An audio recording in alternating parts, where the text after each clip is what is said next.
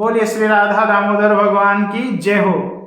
नवम अध्याय में महाराज पृथु नारद जी से कहते हैं कि हे महाराज, जो आपने कार्तिक का व्रत विस्तार सहित कहा, उसमें आपने जो तुलसी के मूल में विष्णु का पूजन वर्णन किया, उससे मैं तुलसी का महात्म्य जानना चाहता हूं।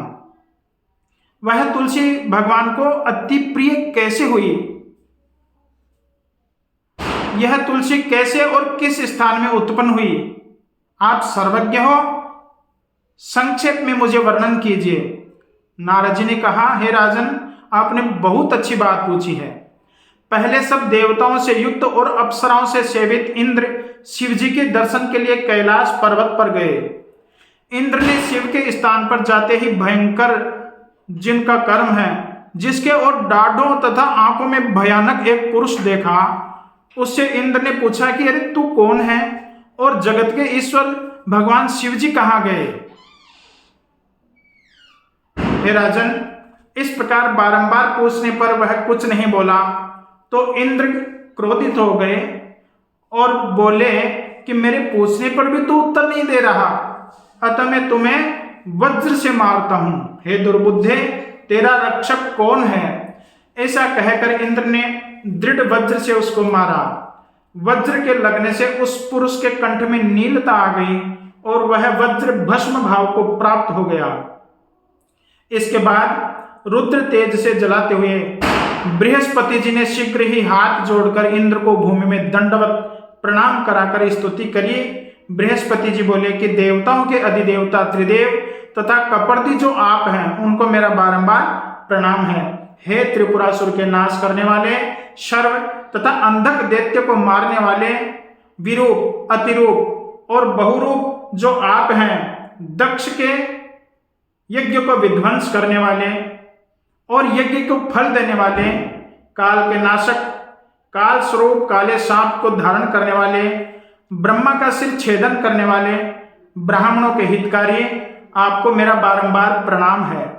नारद बोले, इस समय बृहस्पति के ऐसी स्तुति किए गए शिव जी त्रिलोकी के जलाने को जो समर्थ हैं, ऐसी नेत्र की अग्नि को शांत करते हुए उनसे बोले, हे ब्राह्मण, तुम्हारी इस स्तुति से मैं प्रसन्न हुआ, वरदान मांगो।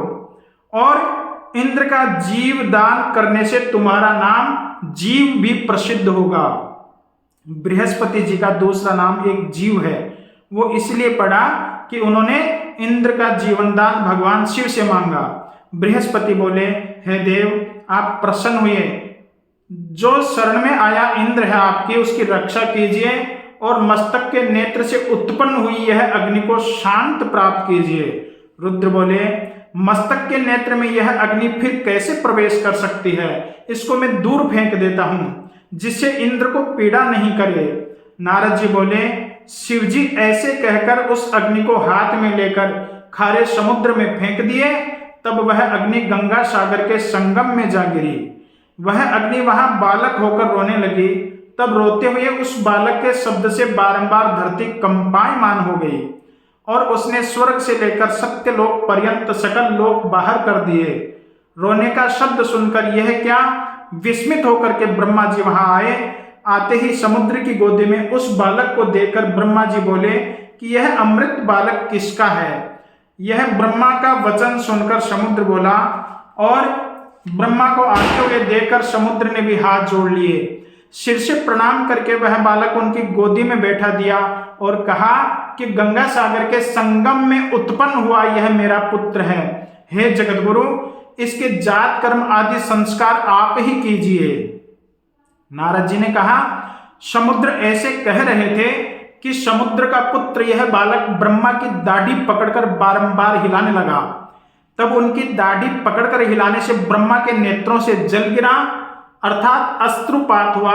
बड़ी कठिनाई से जब दाढ़ी छुड़ा पाई, तब ब्रह्मा ने समुद्र से कहा कि जिसके द्वारा हमारे नेत्रों में जल निकाला गया है, इसका नाम जलंधर होगा।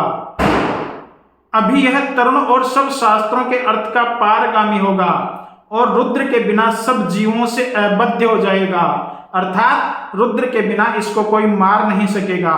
जहां से यह उत्पन्न हुआ है वहीं फिर लीन हो जाएगा। नारद जी ने कहा कि ऐसे कहकर शुक्राचार्य जी को बुलवाया, उसे राज्य गद्दी पर बैठाया गया। फिर समुद्र से आज्ञा लेकर ब्रह्मा अंतर ध्यान हो गए। इसके बाद उसके देखने से प्रसन्न नेत्र सागर ने उसकी स्त्री के लिए काल नेमी की पुत्री जिसका नाम वृंदा था उसकी याचना की। उसके बाद काल नेमी आदि असुरों ने प्रसन्न होकर उस पुत्री को दान किया। यह बलि जलंधर अति प्रीति करने वाली और बस में रहने वाली ऐसी सुशील पत्नी को पाकर शुक्राचार्य जी की सहायता से पृथ्वी का पालन अर्थात राज्य करने लगा। बोलिए श्री सत्यनारायण भगवान की जय।